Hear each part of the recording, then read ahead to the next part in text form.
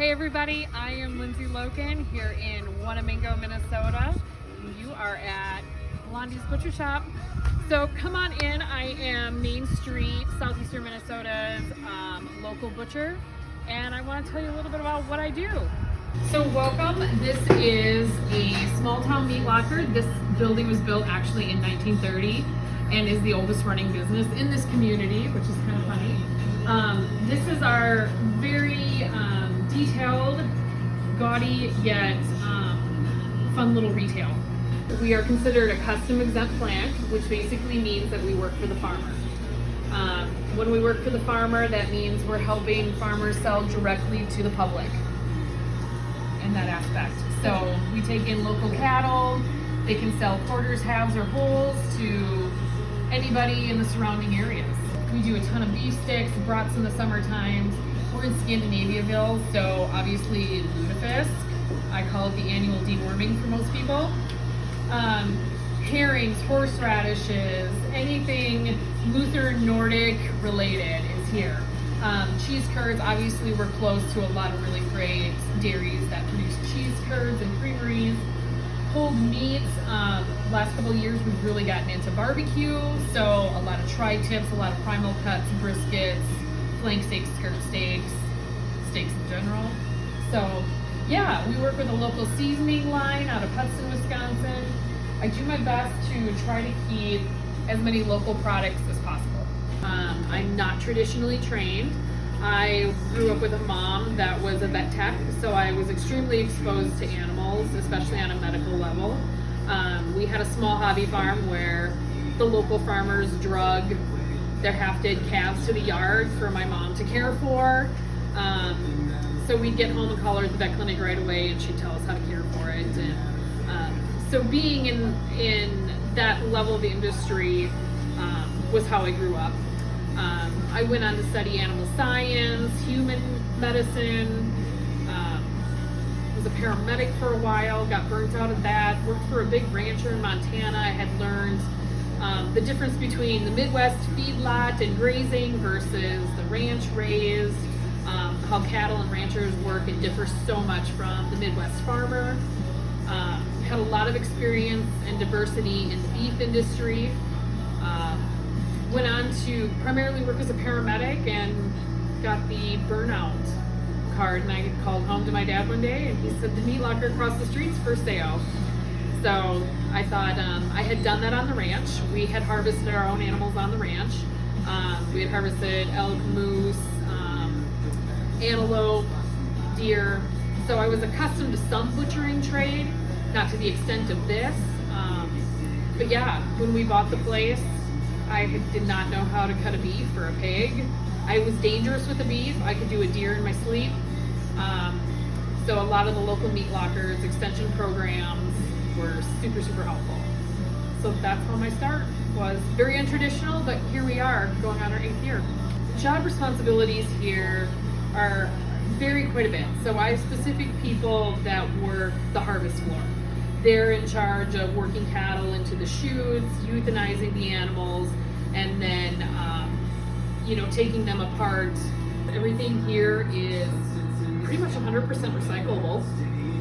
All parts of the animals get recycled. Most of our product is recyclable. I think most of our stuff goes for dog food over in Green Bay.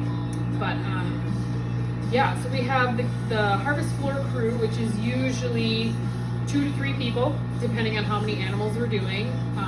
A typical day would be between 8 or 9 beef, or 20 pigs that day, or a blend mix of the two. Never the same numbers. Up here we would have the cutting crew, so we would have one person on the saw, usually 2 deboners, which means they're the person taking the meat off the bone that's not being utilized for a cut, that would be wrapped. And then we always have a wrapper over here. And then there's always somebody out in retail filling or vacuum sealing or answering the phone, booking animals, getting cutting orders. My first instinct is anybody with any type of herdsman experience, animal handling, understanding the psychology of animals. So farm kids obviously are some of my favorite. Anybody who's worked animals, that really is going to affect your end product and be the best product ultimately the best stress handling.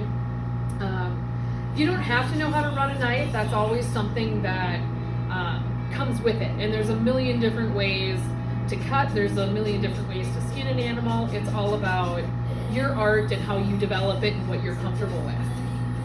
You know, there's multitudes of ways. Everybody here will run a knife differently. It's kind of funny. And then learning the cuts. Really, it's not rocket science by any means. It's repetition.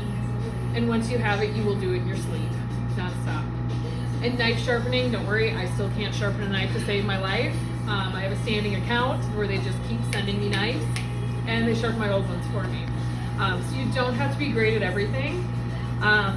Being a girl and a little smaller, I had to makeshift some stuff here. So some of my saws were too heavy for me.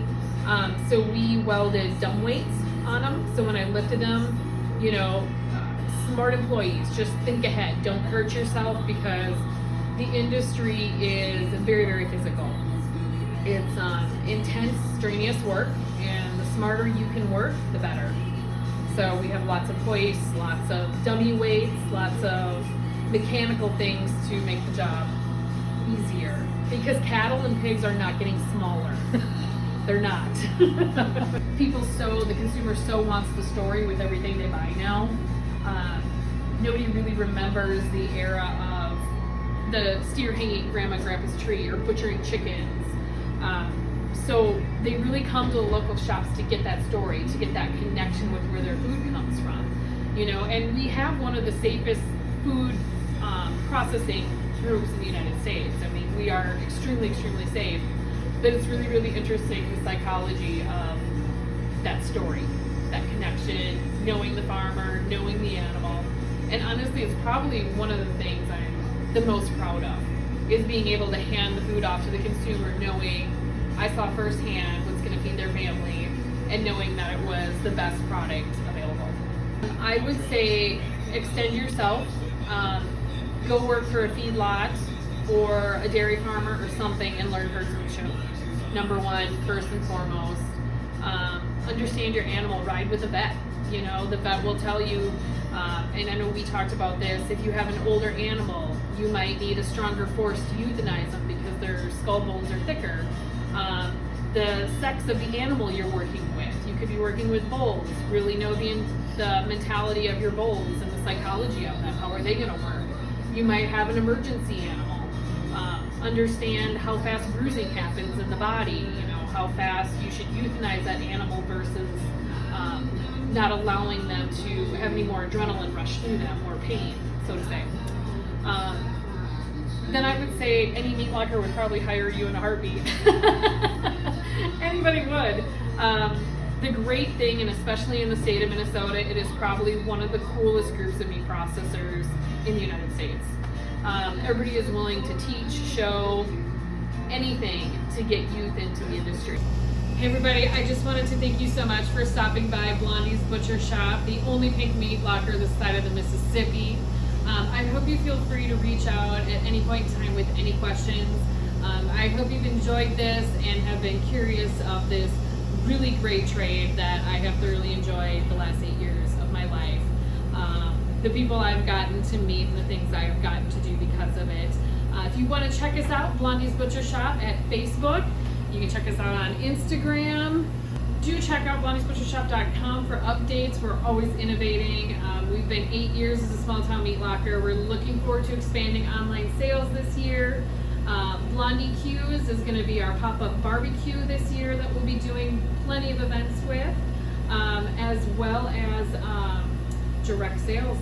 Buy your beef bundles through here, quarters, halves, wholes, same with hogs. Other than that, thank you so much for your time. I wish you all the best in your future, and please don't be afraid to reach out if you have any questions.